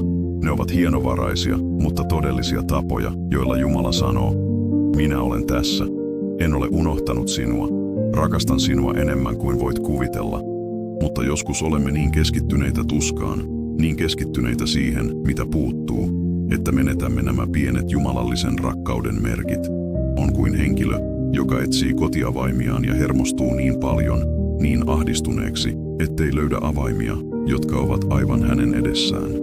Jumalan hiljaisuus on joskus kutsu hidastaa tahtia, lopettaa epätoivoinen juokseminen ilmeisten merkkien perässä ja alkaa havaita hienovaraisia merkkejä, joita hän lähettää koko ajan. Muistatko Elian tarinan, kun hän pakeni erämaahan, piiloutui katajan alle ja pyysi kuolemaa? Hän oli uupunut, lannistunut, tunsi epäonnistuneensa täysin tehtävässä, jonka Jumala oli hänelle antanut. Mutta mitä Jumala teki? Lähetti enkelin, joka kosketti häntä hellästi ja antoi hänelle ruokaa ja vettä. Ei nuhdellut, ei kritisoinut, vain huolehti hänen perustarpeistaan äärettömällä hellyydellä. Joskus epätoivomme keskellä, tuskamme keskellä. Jumala ei anna meille monimutkaisia teologisia vastauksia. Hän yksinkertaisesti huolehtii meistä. Hän antaa meille jokapäiväisen leipämme. Hän antaa meille voimaa seuraavaan askeleeseen. Hän antaa meille virkistävän unen. Hän antaa meille ihmisiä, jotka rakastavat meitä. Hän huolehtii perustarpeistamme, kun sielumme paranee. Ja tässä Jumalan hiljaisessa huolenpidossa on ääretön hellyys. On kuin isä, joka valvoo sairaan lapsensa sängyn vieressä koko yön. Hän ei puhu koko ajan, ei pidä meteliä. Hän on vain siinä, läsnä, käytettävissä, tarkkaavaisena kaikille tarpeille, joita saattaa ilmetä. Mutta on jotain, mitä Jumalan hiljaisuus myös tekee meille. Se pakottaa meidät kohtaamaan syvimmät pelkomme. Koska kun kaikki häiriötekijät poistetaan, kun meillä ei enää ole Jumalan jatkuvaa ääntä rauhoittamassa meitä, olemme kasvokkain sen kanssa, mitä todella pelkäämme. Ja yksi syvimmistä peloista, joita monet meistä kantavat, on hylkäämisen pelko. Pelko siitä, että loppujen lopuksi olemme yksin tässä maailmassa. Pelko siitä, että Jumala väsyy meihin, luovuttaa meidän suhteemme jättää meidät jälkeen. Tällä pelolla voi olla hyvin syvät juuret, ehkä lapsuuden hylkäämiskokemuksissa, ehkä elämän aikana koetuissa petoksissa, mutta Jumalan hiljaisuus ei ole hylkäämistä. Itse asiassa se on usein päinvastoin. Se on hänen tapansa antaa meille mahdollisuus huomata, että hänen rakkautensa meitä kohtaan ei riipu kyvystämme kuulla häntä, tuntea häntä tai ymmärtää häntä. Hänen rakkautensa on ehdotonta, muuttumatonta, ikuista. Ajattele lasta, joka opettelee kävelemään. Aluksi hän tarrautuu vanhempiensa käteen, peläten päästää irti.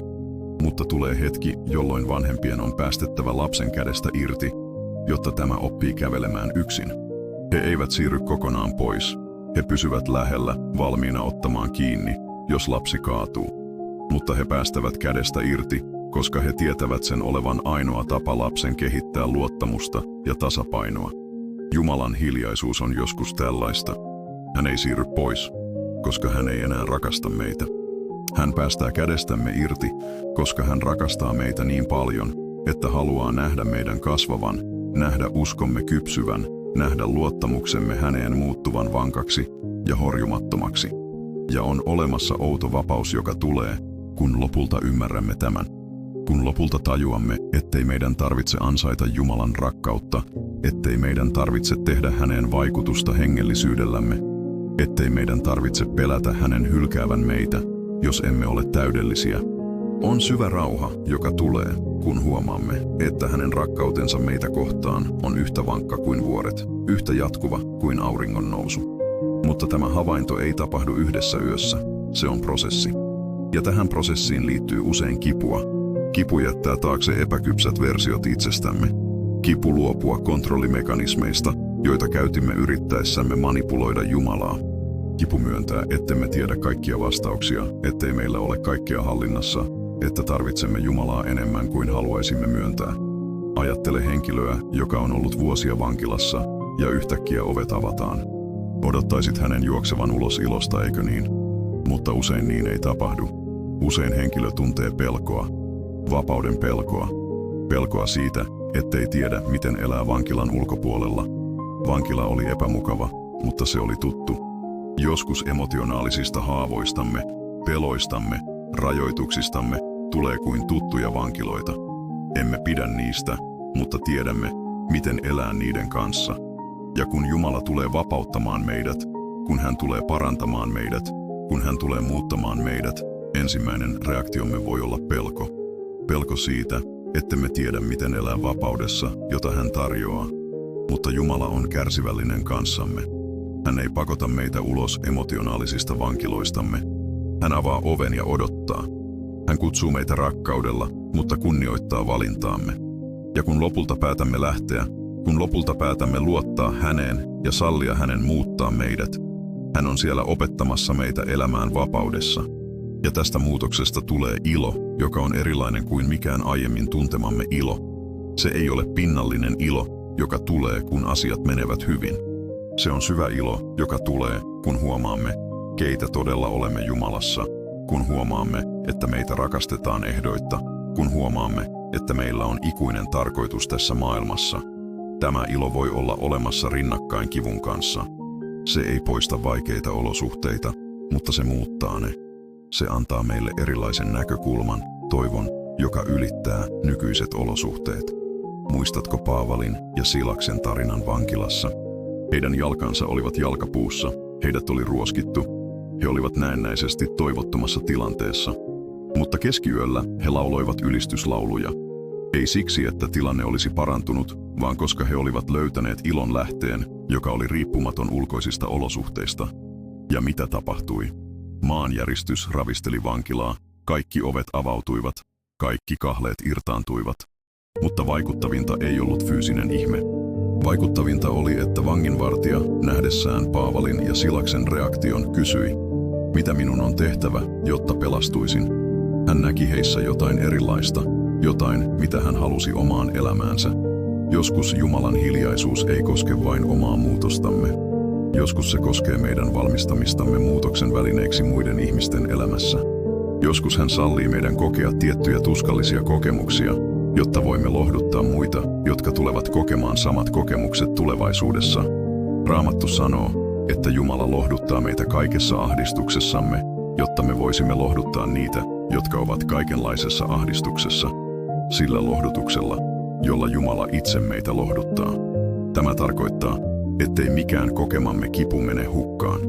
Jumala voi käyttää jokaista kyyneltä, jokaista unetonta yötä, jokaista epätoivon hetkeä valmistaakseen meitä auttamaan jotakuta, joka tulee kokemaan saman tilanteen tulevaisuudessa.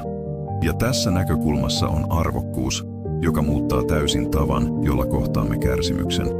Kun tajuamme, että tuskamme voi tulla parannuksen lähteeksi muille, kun tajuamme, että kamppailumme voi tulla toivon todistukseksi jollekin, joka on luovuttamassa, tuskamme saa uuden merkityksen, ikuisen tarkoituksen. Ajattelen naista, joka on menettänyt lapsen ja vuosia myöhemmin pystyy lohduttamaan äitiä, joka käy läpi samaa menetystä. Hänen sanoillaan on painoarvoa, aitoutta, parantavaa voimaa, jota jonkun, joka ei ole koskaan kokenut tätä, sanat eivät koskaan voisi saavuttaa. Hänen tuskansa on muuttunut parannuksen välineeksi. Ehkä hiljaisuus, jota elät tänään, on Jumalan tapa valmistaa sinua lohdutuksen välineeksi jonkun elämässä huomenna. Ehkä hän kehittää sinussa myötätunnon syvyyttä, kykyä ymmärtää inhimillistä kipua, taitoa tarjota toivoa tavalla, jonka vain tulikokeen läpikäynyt voi tehdä. Ja on jotain kaunista, joka tapahtuu, kun alamme nähdä tuskamme tästä näkökulmasta. Se lakkaa olemasta vain tuskaa ja muuttuu investoinniksi Jumalan valtakuntaan. Se lakkaa olemasta vain kärsimystä ja muuttuu myötätunnon seminaariksi. Se lakkaa olemasta vain menetystä ja muuttuu valmistautumiseksi tulevaan palvelutehtävään. Mutta saavuttaaksemme tämän näkökulman, meidän on ensin kuljettava laakson läpi. Meidän on ensin kohdattava omat varjomme, omat pelkomme, omat rajoituksemme. Meidän on ensin parannuttava voidaksemme parantaa muita. Meidän on ensin saatava lohdutusta voidaksemme lohduttaa muita. Jos käyt läpi vaikeaa aikaa nyt, tiedä, että tämä viesti on sinulle. Paina tykkäysnappia, jos sanomani kosketti sydäntäsi, ja tilaa kanava saadaksesi lisää toivon sanoja. Jaa tämä jollekin, joka tarvitsee tietää, ettei Jumala ole hylännyt lapsiaan. Mutta nyt haluan viedä sinut tämän keskustelumme kauneimpaan hetkeen, jossa kaikki mikä tuntui sekavalta alkaa saada merkitystä, jossa kaikki tuska löytää tarkoituksensa ja jossa huomaat, että Jumalan hiljaisuus oli itse asiassa hänen tapansa valmistaa elämäsi suurinta lahjaa. Nyt saavumme kaiken sen ytimeen, mistä olemme tähän asti puhuneet.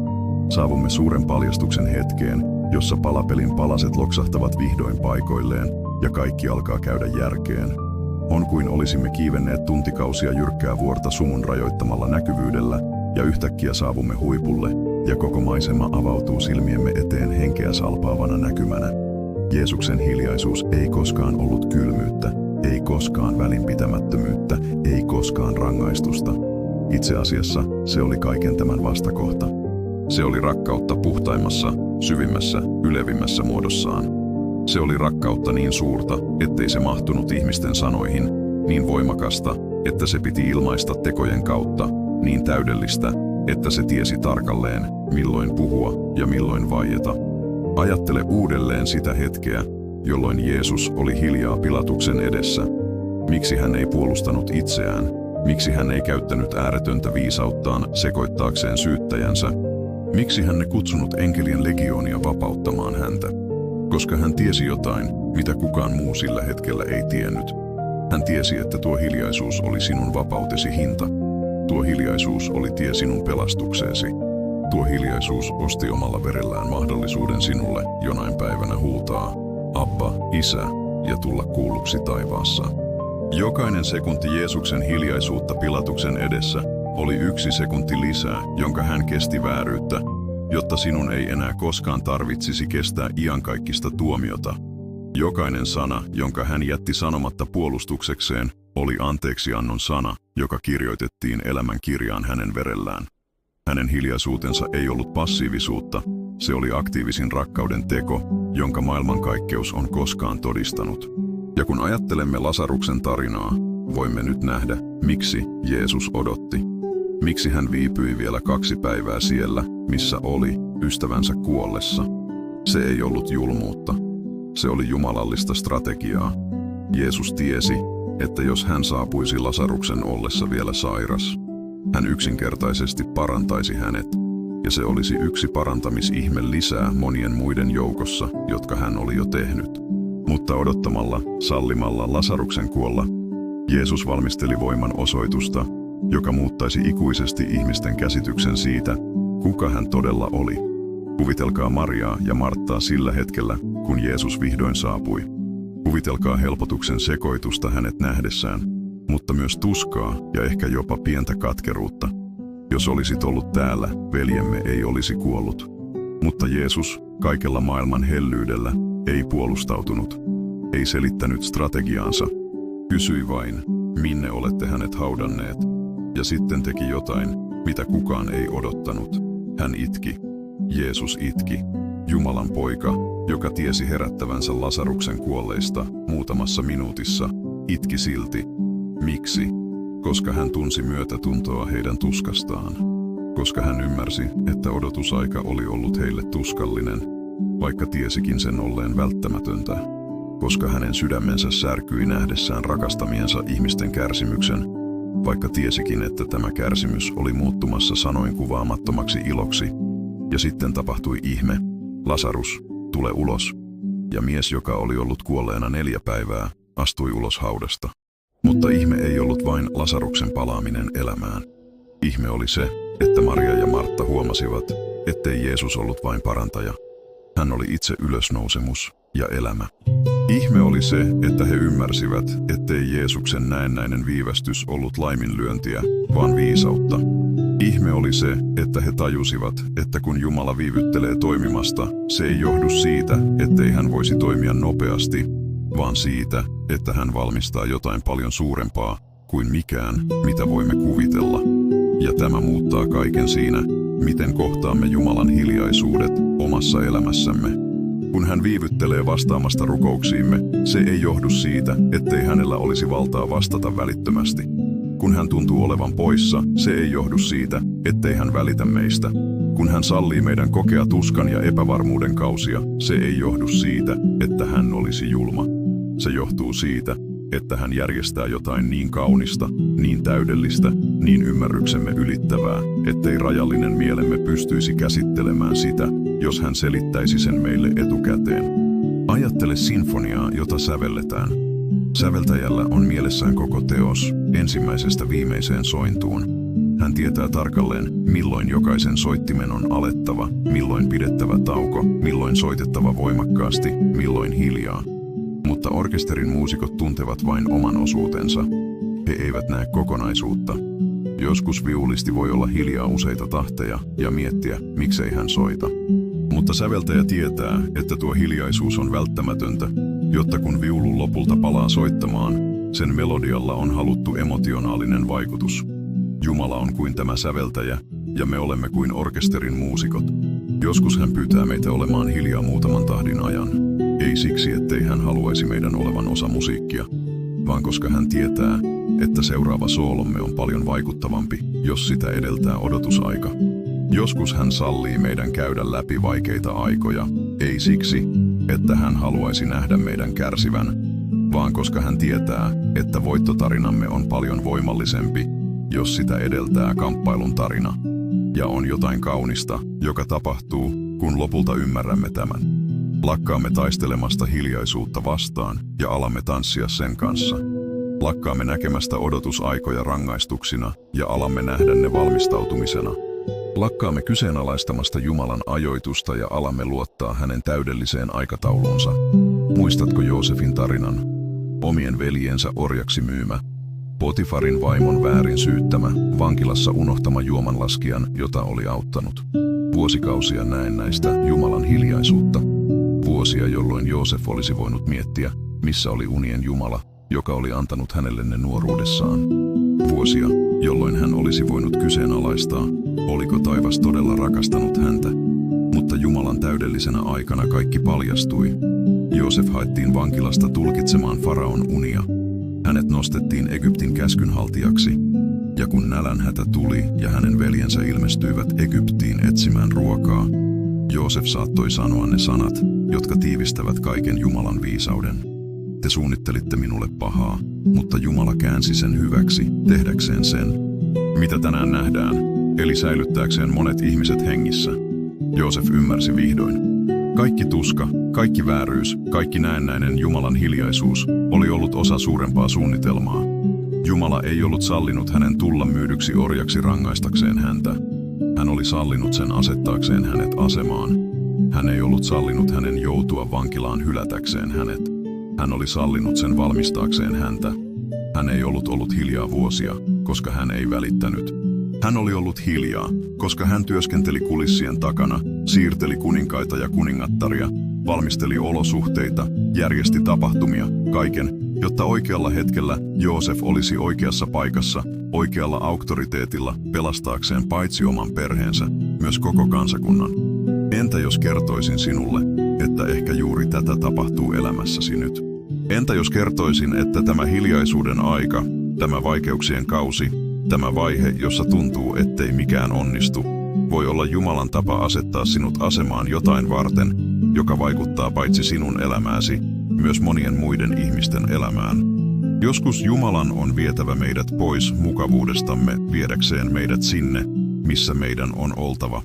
Joskus hänen on suljettava tiettyjä ovia, jotta kiinnittäisimme huomiota oveen, jonka hän todella haluaa avata meille. Joskus hänen on sallittava tiettyjen unelmien kuolla, jotta suuremmat unelmat, joita emme edes tienneet voivamme unelmoida, voisivat syntyä. Ajattele toukkaa, joka menee koteloon. Sille on täytynyt tuntua kuin maailma olisi loppunut. Kaikki mitä se tunsi, kaikki todellisuus, joka oli sille tuttu, katoaa. Se on tuossa pimeässä, ahtaassa, näennäisesti elottomassa tilassa. Jos se osaisi puhua, se ehkä sanoisi, Jumala, miksi laitoit minut tänne? Miksi otit minut pois vapaudesta ryömiä lehdillä? Miksi vangitsit minut tähän pimeään ja hiljaiseen paikkaan? Mutta mitä se ei tiedä, on se, että tuon näennäisesti kuolleen kotelon sisällä tapahtuu ihme. Jokainen sen kehon solu muuttuu. Siitä on tulossa jotain aivan erilaista, jotain jolla on kykyjä, joita se ei koskaan kuvitellut omistavansa. Ja kun se lopulta tulee ulos kotelosta, se ei ole enää ryömimiseen rajoitettu toukka. Se on perhonen, joka pystyy lentämään.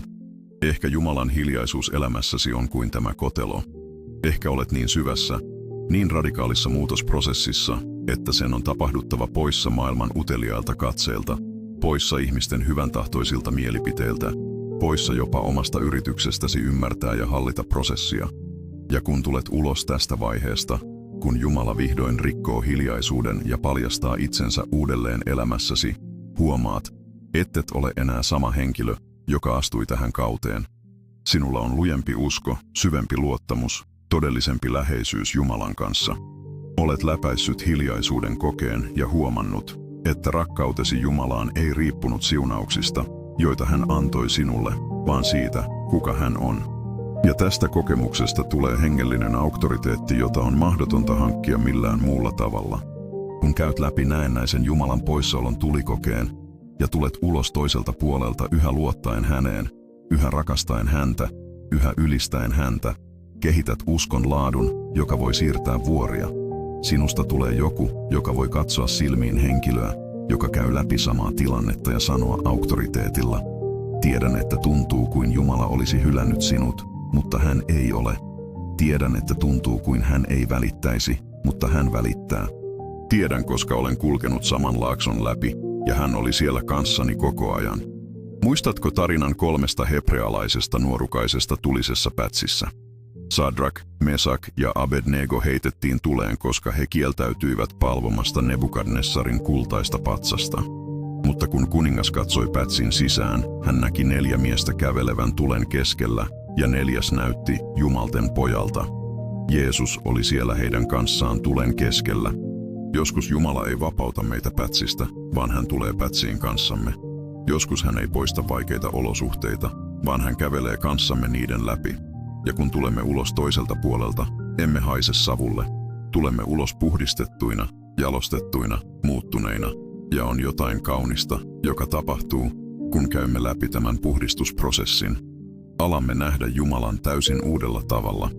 Emme enää taivaallisena joulupukkina, joka on siellä vain täyttämässä toiveitamme, vaan rakastavana isänä, joka joskus sanoo ei tai odota. koska hän tietää, mikä on meille parasta. Emme enää lampun henkenä, joka on olemassa toteuttamassa toiveitamme, vaan maailmankaikkeuden luojana, jolla on täydellinen suunnitelma elämällemme.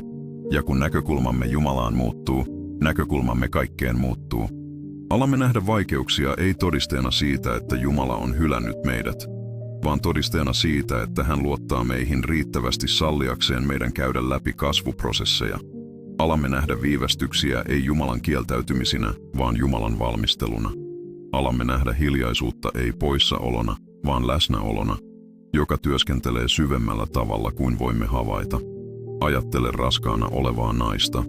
9 kuukauden ajan hänen sisällään muodostuu elämä, jota hän ei voi nähdä. Hän tuntee vauvan liikkeet, mutta ei voi nähdä sen kasvoja. Hän kuulee sydämenlyönnit, mutta ei voi keskustella sen kanssa. Monin tavoin se on hiljaisuuden aika äidin ja lapsen välillä. Mutta tämä hiljaisuus ei ole tyhjä.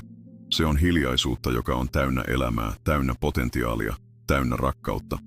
Ehkä hiljaisuus, jota elät, on kuin hengellinen raskaus. Ehkä Jumala on muovaamassa sisällesi jotain kaunista, jota ei vielä voi nähdä, mutta joka kasvaa päivä päivältä.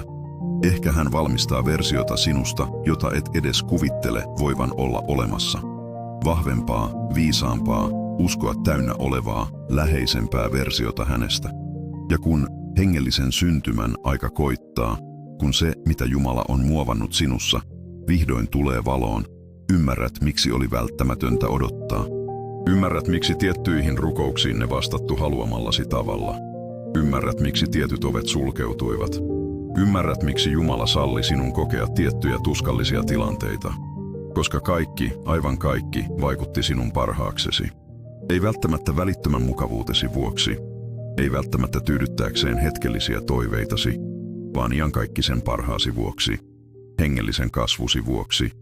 Muutoksesi vuoksi joksikin, joka heijastaa yhä enemmän Kristuksen luonnetta. Ja on rauha, joka tulee, kun lopulta ymmärrämme tämän. Rauha, joka ei riipu suotuisista olosuhteista. Rauha, joka pysyy silloinkin, kun emme ymmärrä kaikkea, mitä tapahtuu. Rauha, joka tulee ehdottomasta varmuudesta, että olemme Jumalan käsissä, joka rakastaa meitä enemmän kuin voimme käsittää, ja joka ei koskaan salli meidän kokea mitään, mikä ei ole parhaaksemme. Tämä rauha on se, mitä Raamattu kutsuu Jumalan rauhaksi, joka ylittää kaiken ymmärryksen. Se on rauha, joka ei ole järkeenkäypä ihmismielelle. Miten on mahdollista olla rauha myrskyn keskellä? Miten on mahdollista olla ilo tuskan keskellä? Miten on mahdollista olla toivo, kun kaikki tuntuu menetetyltä? Se on mahdollista vain, kun huomaamme, ettei turvamme ole olosuhteissa, vaan Jumalan muuttumattomassa luonteessa. Ja kun saavutamme tämän rauhan paikan, jotain kaunista tapahtuu. Lakkaamme yrittämästä pakottaa asioita tapahtumaan omassa ajassamme.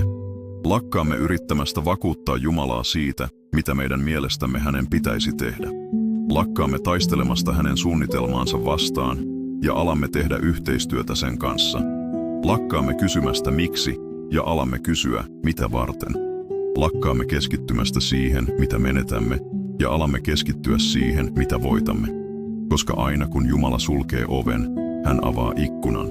Aina kun hän sallii jonkin päättyä, se johtuu siitä, että jotain parempaa on alkamassa. Aina kun hän ottaa jotain käsistämme, se johtuu siitä, että hän haluaa laittaa jotain parempaa syliimme. Muistatko Abrahamin ja Iisakin tarinan? Jumala pyysi Abrahamia uhraamaan lupauksen pojan, jota hän oli odottanut vuosikymmeniä. Sen on täytynyt olla yksi vaikeimmista asioista, joita Abraham on koskaan joutunut tekemään. Kävellä pojan kanssa vuorelle, rakentaa alttari, sitoa poika, nostaa veitsi.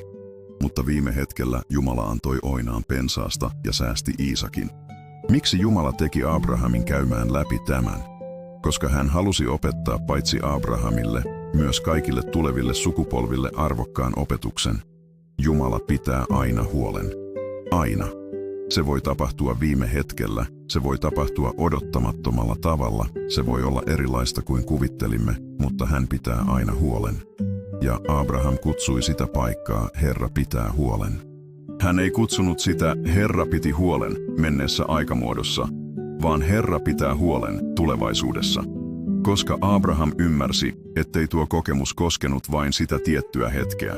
Se koski kaikkia tulevia hetkiä, jolloin hänen olisi luotettava Jumalan huolenpitoon. Ehkä se, mitä elät nyt, on sinun morjavuoresi. Ehkä Jumala koettelee sinua, ei murtaakseen sinua, vaan vahvistaakseen sinua. Ei tuhotakseen sinua, vaan paljastaakseen uskosi laadun. Ja ehkä juuri sillä hetkellä, kun kaikki tuntuu menetetyltä, juuri kun luulet, ettet enää jaksa jatkaa, Jumala pitää huolen tavalla, joka jättää sinut sanattomaksi. Ja kun se tapahtuu, kun koet Jumalan ihmeellisen huolenpidon viime hetkellä, sinullakin on oma Herra pitää huolen kokemuksesi. Sinullakin on oma tarinasi siitä, miten Jumala piti huolen, kun kaikki tuntui mahdottomalta. Ja siitä tarinasta tulee ankkuri uskollesi tulevissa vaikeuksissa.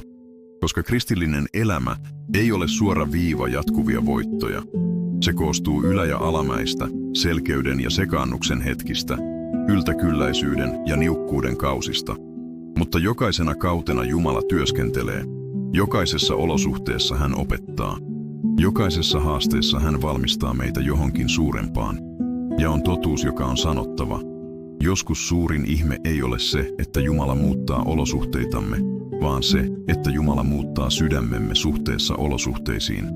Joskus suurin ihme ei ole se, että hän vie meidät pois myrskystä, vaan antaa meille rauhan myrskyn keskellä.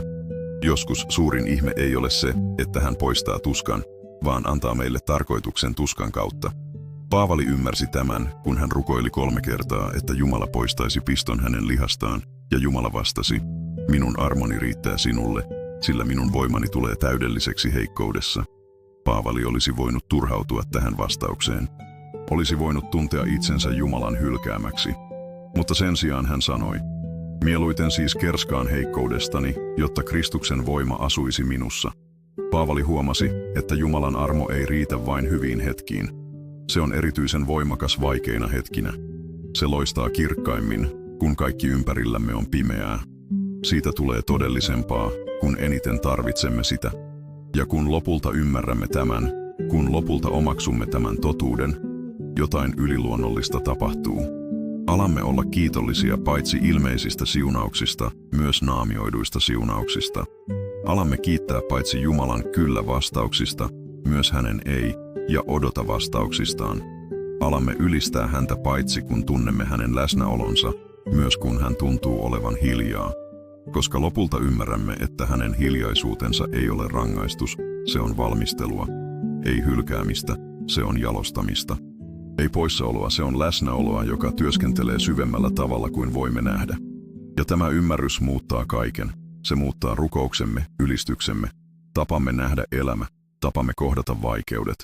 Nyt kun asiat vaikeutuvat, sen sijaan että joutuisimme paniikkiin, pysähdymme ja kysymme, Jumala, mitä haluat opettaa minulle tämän kautta? Valittamisen sijaan ylistämme, epäilyn sijaan luotamme, epätoivon sijaan odotamme, koska tiedämme, että hän työskentelee silloinkin kun emme näe. Tiedämme, että hänellä on suunnitelma silloinkin kun emme ymmärrä. Tiedämme, että hän rakastaa meitä silloinkin kun emme tunne. Ja juuri tämä horjumaton luottamus, tämä kypsä usko, tämä syvä läheisyys Jumalan kanssa saa muut ihmiset katsomaan meitä ja kysymään, mitä sinulla on, mitä minulla ei ole. Miten voit olla rauhassa kaaoksen keskellä? Miten voit olla iloinen tuskan keskellä? Miten voit olla toiveikas, kun kaikki tuntuu menetetyltä? Ja silloin meillä on tilaisuus kertoa tarinamme. Kertoa, kuinka Jumala vei meidät kuoleman varjon laakson läpi ja opetti meille, että jopa siellä hän oli kanssamme. Kertoa, kuinka hän muutti tuskamme iloksi, surumme tanssiksi, tuhkamme kauneudeksi. Kertoa, kuinka hänen hiljaisuutensa ei ollut hylkäämistä, vaan rakkauden ääni, joka työskenteli elämämme kulissien takana. Ja jokainen, joka kuulee tarinamme, jokainen sielu, jota todistuksemme koskettaa, jokainen sydän, jota kokemuksemme rohkaisee, tulee todisteeksi siitä, ettei tuskamme ollut turhaa, että hiljaisuutemme kausi palveli iankaikkista tarkoitusta, että Jumala käytti jopa kyyneleitämme kastellakseen toivon puutarhoja muiden ihmisten elämässä, koska näin Jumala työskentelee. Hän ottaa tuskallisimmat kokemuksemme ja muuttaa ne suurimmiksi palvelutyömme välineiksi. Hän ottaa suurimman heikkoutemme hetket ja muuttaa ne voimansa osoituksiksi. Hän ottaa suurimman hiljaisuutemme kaudet ja muuttaa ne kauneimmiksi ylistyslauluiksemme. Ja nyt, rakas ystäväni, olemme saapuneet tämän yhteisen matkan loppuun. Matkan, joka alkoi yksinkertaisella, mutta syvällisellä kysymyksellä. Miksi Jeesus vaikeni ihmiskunnan kriittisimmillä hetkillä? Ja tämän keskustelumme aikana olemme huomanneet, että vastaus tähän kysymykseen ei ollut vain Raamatun sivuilla, vaan se oli kirjoitettu myös oman elämämme sivuille. Olemme huomanneet, että Jumalan hiljaisuus ei ole kylmä ja pelottava tyhjyys, vaan pyhä tila, jossa rakkaus työskentelee tavoilla, joita rajallinen mielemme ei voi käsittää. Olemme huomanneet, että kun Jeesus vaikeni Pilatuksen edessä, hän ei ollut passiivinen, vaan maksoi aktiivisesti vapautemme hintaa. Kun hän viipyi mennäkseen Betaniaan auttamaan Lasarusta, hän ei ollut välinpitämätön, vaan valmisteli ihmettä, joka muuttaisi ikuisesti ihmisten käsityksen siitä, kuka hän todella oli. Ja mikä tärkeintä, olemme huomanneet, että hiljaisuudet omassa elämässämme noudattavat samaa kaavaa. Ne eivät ole todisteita siitä, että meidät on hylätty, vaan todisteita siitä, että meitä rakastetaan niin paljon, että Jumala on valmis työskentelemään kärsivällisesti, hiljaa, syvällisesti meissä, vaikka se tarkoittaisikin, ettemme näe hänen työskentelevän. Olemme oppineet, että maailman tyhjän hiljaisuuden ja Jumalan tarkoituksella täytetyn hiljaisuuden välillä on perustavanlaatuinen ero. Maailman hiljaisuus on poissaoloa, hylkäämistä, välinpitämättömyyttä, mutta Jumalan hiljaisuus on keskittynyttä läsnäoloa, työskentelevää rakkautta, toimivaa viisautta. Se on kuin ero tyhjän ja pimeän huoneen ja äidin kohdun välillä, jossa elämä muotoutuu hiljaisuudessa ja pimeydessä. Olemme kävelleet yhdessä läpi vaikeiden tunteiden, joita Jumalan hiljaisuus voi meissä herättää. Pelko unohdetuksi tulemisesta, epäilys siitä, olemmeko todella rakastettuja, ahdistus tulevaisuudesta, odotuksen tuska, ja olemme huomanneet, että nämä tunteet, niin epämukavia kuin ne ovatkin, eivät ole vihollisiamme. Ne ovat opettajiamme. Ne ovat kasvun mahdollisuuksia, tilaisuuksia kehittää uskonlihaksia, jotka vahvistuvat vain luottamuksen harjoittamisessa ilman näkyviä todisteita. Olemme oppineet, että ahdistuksen ja kärsivällisyyden välillä on ero. Ahdistus haluaa hallita Jumalan aikataulua, pakottaa asiat tapahtumaan omassa tahdissamme, mutta kärsivällisyys on aktiivista luottamusta. Se on oman osamme tekemistä samalla kun odotamme Jumalan tekevän omansa. Se on kuin maanviljelijä, joka istuttaa, kastelee, hoitaa ja odottaa, luottaen prosessiin, oikeaan aikaan, siihen, että jotain kaunista tapahtuu maan alla, vaikka hän ei sitä näe. Olemme tutkineet, kuinka Jumalan hiljaisuus on usein kutsu lopettaa metelöinti ahdistuksellamme ja alkaa todella kuunnella. Kuten Elias huomasi, että Jumala ei ollut voimakkaassa tuulessa, ei maanjäristyksessä, ei tulessa, vaan hiljaisessa, lempeässä tuulahduksessa. Olemme oppineet, että joskus menetämme Jumalan äänen, koska odotamme hänen puhuvan myrskyn kautta, kun todellisuudessa hän kuiskaa meille pienten rakkauden merkkien kautta, jotka jäävät huomaamatta, kun pidämme liikaa sisäistä meteliä. Olemme huomanneet, että Jumalan hiljaisuudella on paljastava vaikutus. Se näyttää meille, keitä todella olemme kaikkien naamioiden ja puolustusmekanismien alla. Joskus huomaamme, että uskomme oli hauraampi kuin kuvittelimme. Joskus huomaamme pelkoja, joiden olemassaolosta emme tienneet, mutta olemme myös huomanneet, että Jumala ei koskaan paljasta haavaa ilman, että lääke on kädessä. Hän ei koskaan näytä ongelmaa ilman, että ratkaisu on valmiina. Olemme oppineet, että jotkut parantumiset voivat tapahtua vain hiljaisuudessa, kaukana maailman melusta, kaukana ihmisten mielipiteistä, kaukana jopa omasta yrityksestämme ymmärtää ja hallita prosessia. Kuten herkkä leikkaus, joka vaatii täydellistä keskittymistä, Jumala työskentelee meissä joskus niin syvällisesti, että se vaatii hiljaisuutta, jotta voimme todella omaksua sen, mitä hän tekee. Olemme nähneet, kuinka Jumalan hiljaisuus voi olla valmistautumista johonkin suurempaan, kuinka Joosef vietti vuosia valmistautuen vaikeuksien kautta tullakseen kansakunnan pelastajaksi, kuinka 3 hebrealaista nuorukaista huomasivat Jeesuksen kävelevän heidän kanssaan tulisen pätsin sisällä, kuinka Paavali oppi, että Jumalan armo riittää ja että Jumalan voima tulee täydelliseksi heikkoudessa. Ja olemme saavuttaneet suuren paljastuksen, että Jeesuksen hiljaisuus ei koskaan ollut kylmyyttä, vaan rakkautta puhtaimmassa muodossaan. että hänen hiljaisuutensa Pilatuksen edessä osti verellään vapautemme, että hänen viivästyksensä auttaa Lasarusta valmisteli voiman osoitusta, joka muuttaisi ikuisesti ymmärryksemme siitä, kuka hän on, että jokainen näennäisen jumalallisen poissaolon hetki elämässämme voi valmistaa suurinta ihmettä, jonka olemme koskaan kokeneet. Olemme oppineet, että kun Jumala sulkee oven, hän avaa ikkunan. Kun hän sallii jonkin päättyä, se johtuu siitä, että jotain parempaa on alkamassa. Kun hän ottaa jotain käsistämme, se johtuu siitä, että hän haluaa laittaa jotain parempaa syliimme. Ja olemme huomanneet, että joskus suurin ihme ei ole se, että Jumala muuttaa olosuhteitamme, vaan se, että hän muuttaa sydämemme suhteessa olosuhteisiin. Olemme ymmärtäneet, ettei tuskamme mene hukkaan, että Jumala voi käyttää jokaista kyyneltä, jokaista unetonta yötä, jokaista epätoivon hetkeä valmistaakseen meitä auttamaan jotakuta, joka tulee kokemaan saman tilanteen tulevaisuudessa.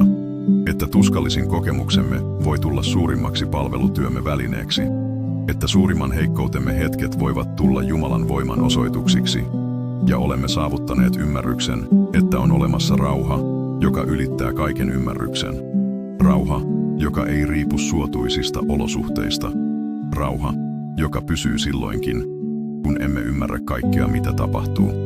Rauha, joka tulee ehdottomasta varmuudesta, että olemme Jumalan käsissä, joka rakastaa meitä enemmän kuin voimme käsittää.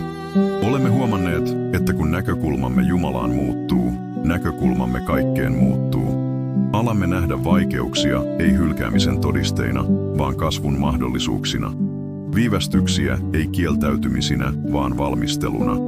Hiljaisuutta ei poissaolona, vaan syvemmällä tavalla työskentelevänä läsnäolona. Ja olemme oppineet, että kuoleman varjon laakson läpi kulkemisesta ja huomaamisesta, että Jumala oli siellä kanssamme koko ajan, tulee hengellinen auktoriteetti. Uskonlaatu, joka voi kehittyä vain näennäisen jumalallisen poissaolon tulikokeessa. Läheisyys Jumalan kanssa, joka ylittää riippuvuuden jatkuvista merkeistä ja vahvistuksista. Olemme päätyneet ymmärrykseen, että Jumala vaikenee joskus ei siksi, että hän on lakannut rakastamasta meitä, vaan koska hän rakastaa meitä niin paljon, että haluaa nähdä uskomme kypsyvän. Haluavansa nähdä luottamuksemme häneen muuttuvan valituksi asiaksi, eikä vain vaistonvaraiseksi. Haluaa opettaa meitä rakastamaan häntä sen vuoksi, kuka hän on, ei vain sen vuoksi, mitä hän tekee meidän hyväksemme. Ja olemme huomanneet, että kun lopulta omaksumme tämän totuuden, jotain yliluonnollista tapahtuu. Alamme olla kiitollisia paitsi ilmeisistä siunauksista, myös naamioiduista siunauksista. Alamme ylistää häntä paitsi kun tunnemme hänen läsnäolonsa, myös kun hän tuntuu olevan hiljaa, koska ymmärrämme, että hänen hiljaisuutensa ei ole rangaistus, se on valmistelua. Ei hylkäämistä, se on jalostamista. Ei poissaoloa, se on syvemmällä tavalla työskentelevää läsnäoloa.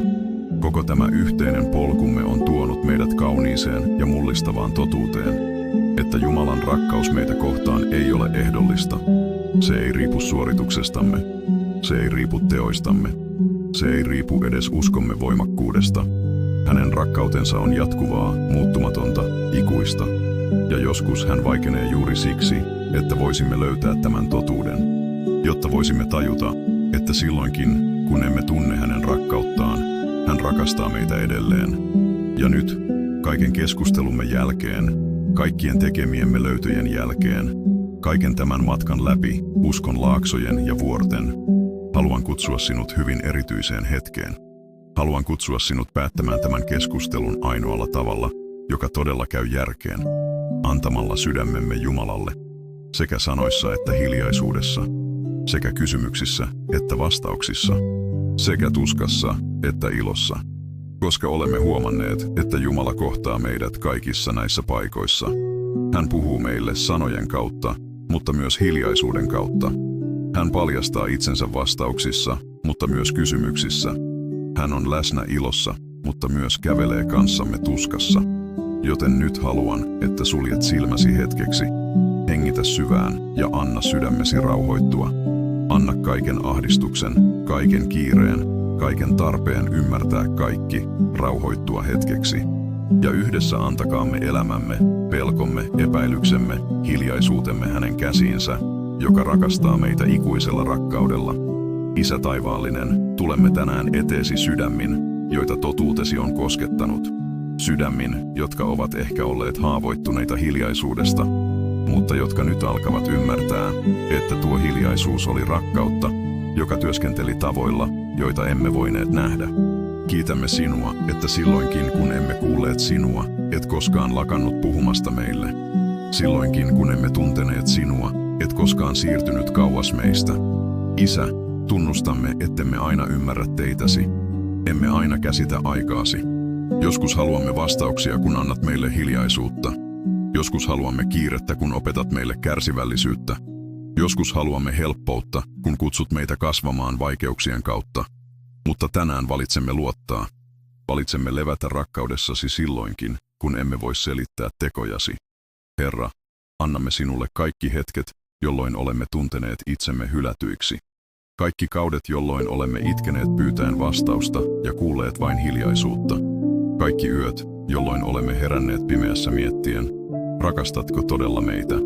Tänään ymmärrämme, että olit siinä koko ajan, työskennellen, huolehtien, valmistellen, rakastaen, silloinkin kun emme sitä havainneet. Isä, pyydämme anteeksi kaikkia kertoja, jolloin olemme epäilleet rakkauttasi olosuhteiden vuoksi. Kaikkia kertoja, jolloin olemme tulkinneet hiljaisuutesi hylkäämiseksi. Kaikkia kertoja, jolloin olemme antaneet tuskamme puhua kovemmin kuin lupauksesi, ettet koskaan jätä etkä hylkää meitä. Tiedämme nyt, että uskollisuutesi ei riipu olosuhteistamme. Rakkautesi ei muutu tunteidemme mukana. Herra Jeesus, kiitämme sinua hiljaisuudestasi Pilatuksen edessä.